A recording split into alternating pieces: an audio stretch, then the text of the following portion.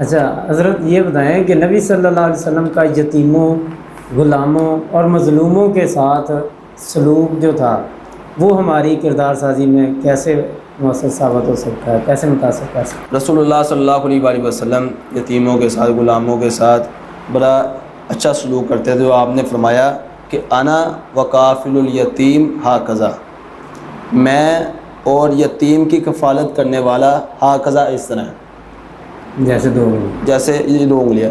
اشارہ بالسبابۃ والوسطی، آپ نے سبابہ اور وسطیٰ کی طرف اشارہ کیا. یہ انگلیوں کا بھی نام ہے عربی میں، یہ خنصر، یہ بنصر، یہ وسطیٰ، یہ سبابہ، یہ ابہام.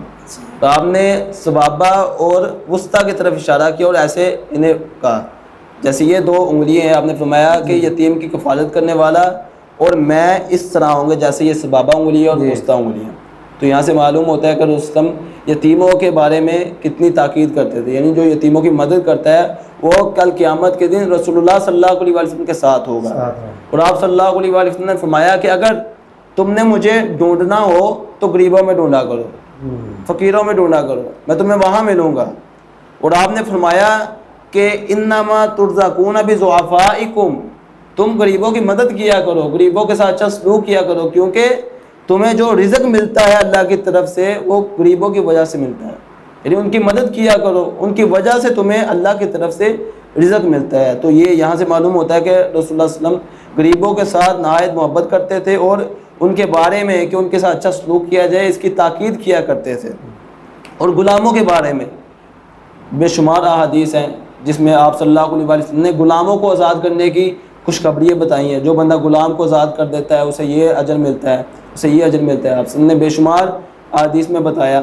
اور اب کے زمانے میں تو غلام کوئی بندہ آزاد نہیں کر سکتا. تو طریقہ کار یہ ہے کہ کوئی بندہ کسی ناحق جیل میں بند ہے، کوئی بندہ ناحق جیل میں بند ہے، اسے بندہ چھڑوا لے، اسے بندہ رہا کروائے. یہ گویا کہ غلام کو آزاد کروانا ہے. اللہ تعالیٰ نے قرآن مجید میں جگہ جگہ حکم کیا فکوا رقبہ، غلاموں کو آزاد کرواؤ، غلاموں کو آزاد کروانا. اور اس صورت میں یہ بنتی ہے، یہ بھی ایک صورت یہ بھی ہے غلام کو آزاد کروانے کی کہ کوئی بندہ مقروض ہے، قرض ہے اس پر، مقروض ہے یعنی وہ غلام ہے، ایک قسم کا غلام بن گیا جس کا اس نے قرض دینا ہے. تو یہ بھی ایک صورت بنتی ہے غلام کو چھڑانے کی کہ وہ اس کا قرض ادا کر دے. یا اگر کوئی جیل میں بند ہے اسے جیل سے چھڑا دے، یہ بھی غلام کو آزاد کرنے کہ جو ناحق ہے، ناحق جو جس کے کوئی مجرم ہے اسے نہیں، کوئی ناحق جیل میں بند.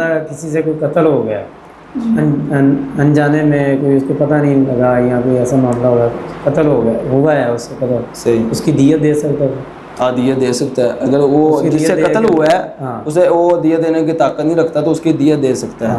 دیت دے سکتا ہے، ٹھیک ہے، وہ بھی اسی میں آ گئی. یعنی کہ اس قدر اہمیت ہے کہ غلاموں کے ساتھ، یتیموں کے ساتھ جو ہیں یہ مظلوم جو ہیں ان کے ساتھ لگاؤ، ان کے ساتھ محبت، بہت زیادہ تاکید ہے. تو آپ نے یہ بھی فرمایا کہ اگر کسی پر ظلم ہو رہا ہو تو تم اسے، مظلوم کو بھی بچاؤ اور ظالم کو بھی بچاؤ. ظالم کو کیسے بچانا ہے؟ ظالم کو ظلم سے بچانا ہے کہ تم ظلم کر رہے ہو، تمہیں اس کی سزا ملے گی اللہ کی طرف سے. اس کی بھی جا کے اصلاح کرو کہ وہ ظلم نہ کرے، اور جو مظلوم ہے جس پر ظلم کیا جا رہا ہے اسے بھی بچاؤ جا کر. اتنی آپ صلی اللہ علیہ وسلم نے تاکید فرمائی.